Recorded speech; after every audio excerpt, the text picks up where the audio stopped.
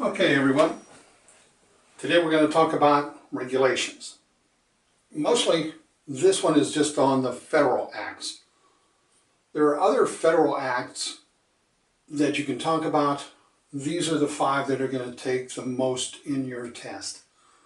But keep in mind, there are also acts from the federal government that are not directly intended for the securities market, like the telecommunication.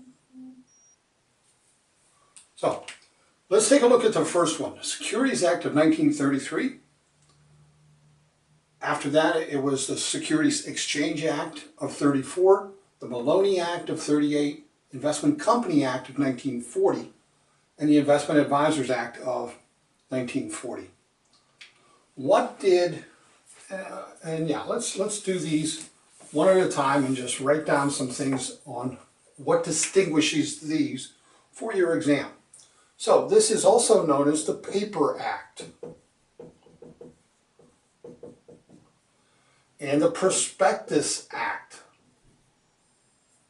Can't even spell it this morning.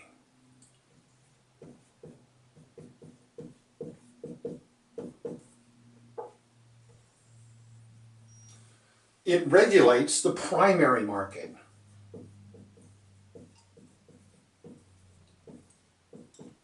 Okay, the primary market. New issues. Okay? It regulates new issues. Whether it's an IPO, initial public offering, or a new security from an old style of security. You could have a company issuing bonds or stock. You can have a government issuing bonds, and then later on they issue the same type. It's still going to be a new issue. It's new to the public. It's regulated under the 33. Okay? Now, I said government. Let's talk about that. Is the government subject to the 1934 Act? Yes. But only on the fraud statutes. Only on the fraud statutes. Okay? So, primary market, Prospectus Act, the Paper Act. This is giving the SEC, Securities Exchange Commission, and FINRA, and all the other, regulatory boards and bodies, a roadmap on how to regulate these companies and these organizations. So, how can you, remember some of these? It's very simple. In my mind, paperwork always comes before the people in the government. I don't care how nice they are. I don't care how they claim they help the people. Paper is always coming first. Okay? So, and that'll be obvious on the next act that we talk. So the 33 Act, this came out of the 1929 market crash, the true and only market crash that we had in the marketplace in the United States. Anything else like 2000, 2008, 1987, it's an adjustment. Something happens in the economy to kick the markets, to wake them up and to reprice them differently. That's what happened. They recovered. And yes, you could say that in 1929 they recovered, but not to the same degree that they were regulated. That's just it. They weren't. They weren't regulated in 29. This came out, it took them 4 years. Tells you how slow. And if you think I'm wrong about the Paper Act discussion, 1933 is when the first federal act came. 1929 is when the market crashed. Okay. So, they were slow and clumsy back then too. Okay, so that's the first act that came into being. The next one is the Securities Exchange Act. Remember? Securities Exchange Act. So what does that tell you? First of all, it came second. It was in 1934. It is the People Act. Okay, the People Act. it developed the SEC.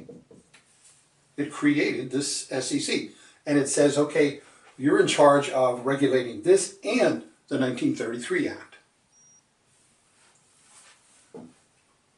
Secondary market.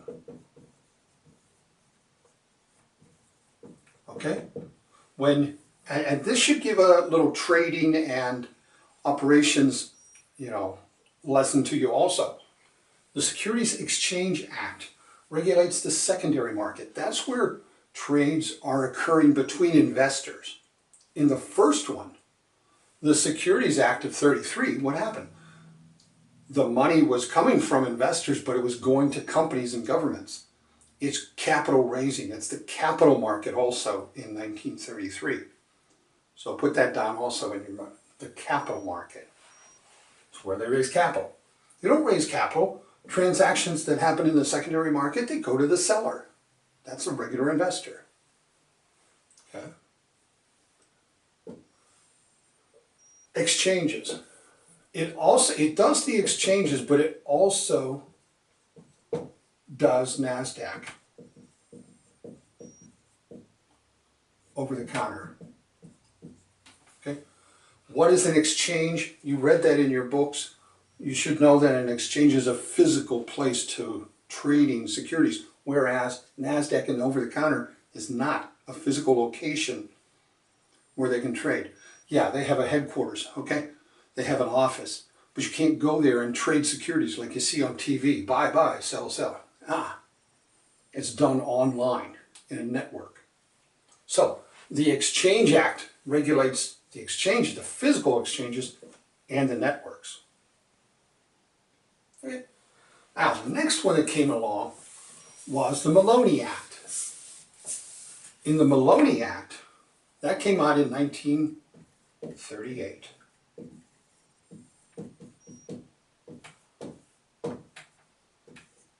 That's what you need to know.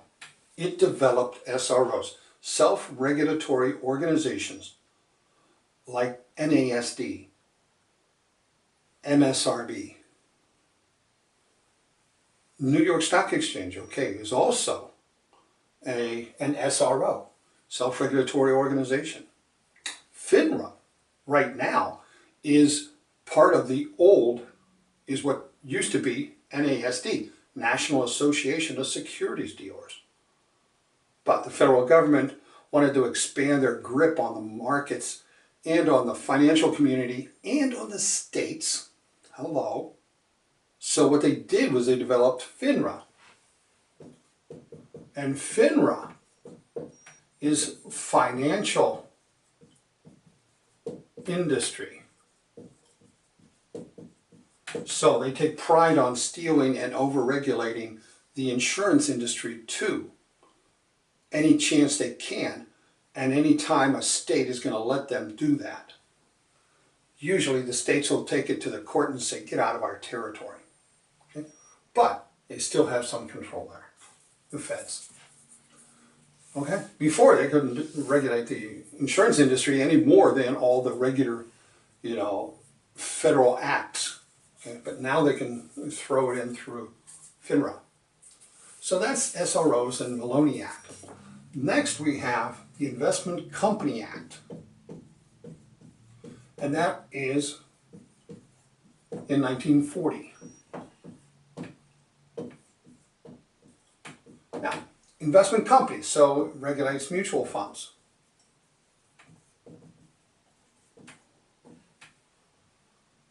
Exchange traded funds. What are we talking about? Closed end.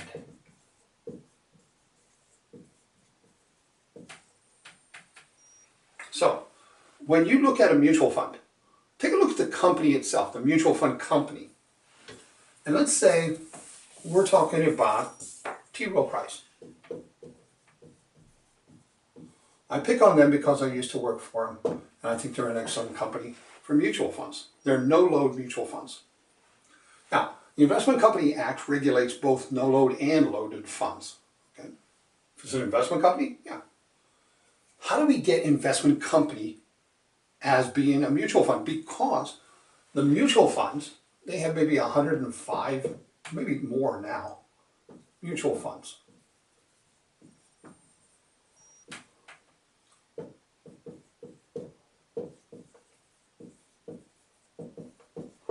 A 105 different companies inside T. Rowe Price. Inside T. Rowe Price. So the mutual fund itself is set up as a separate entity. Sometimes a trust, sometimes a company. But either way, it's under the Investment Company Act of 1940.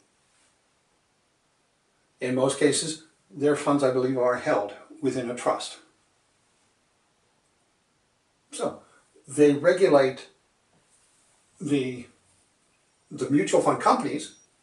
They can also regulate the individuals who are working for them. Okay, now let's take a look at the Investment Advisor Act of 1940. What is the investment advisor? This is what it came out to be. For a long time, they didn't know what an investment advisor was. There was such a fine line. Somebody who gives advice. Oh, a broker-dealer does that. Or what's their primary goal? Giving advice. Oh, that's an investment advisor. But that's not a broker-dealer. So let's take a look at broker-dealer.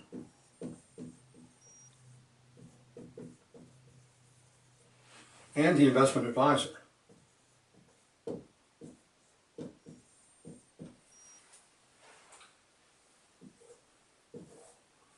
Fee-based. Plain and simple. Investment advisors are fee-based for giving advice. Broker-dealers.